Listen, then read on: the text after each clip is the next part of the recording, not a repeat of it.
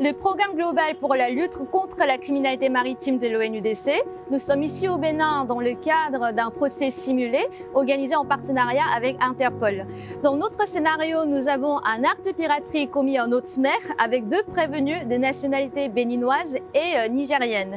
Donc le but de ce procès simulé est de voir quelles sont les lacunes dans la législation en termes de l'incrimination de l'acte de piraterie, mais aussi de l'exercice de compétences extraterritoriales pour pouvoir traduire le prévenu étranger devant la justice béninoise. Que si le ministère public a eu de la difficulté à retenir l'infraction de piraterie maritime, c'est bien parce que sont liées l'insuffisance de la législation en vigueur chez nous en la matière.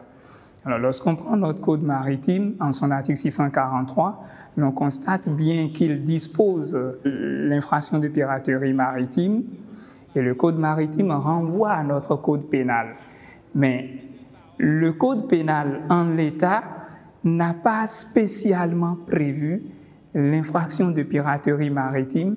De sorte que l'accusation a été obligée d'aller chercher des infractions dans la loi classique pour pouvoir essayer de rattraper cette insuffisance-là. Malheureusement, là encore, il se trouve que l'infraction a été commise dans les eaux internationales. Et en la matière, il faut nécessairement tenir compte des questions des nationalités des personnes arrêtées, du lieu de l'infraction. M. Atonda ne peut pas être jugé par les juridictions béninoises parce qu'il est de nationalité nigériane. Même là encore, les juridictions béninoises ne peuvent pas connaître de cette infraction. C'est un abus de compétences extraterritoriales.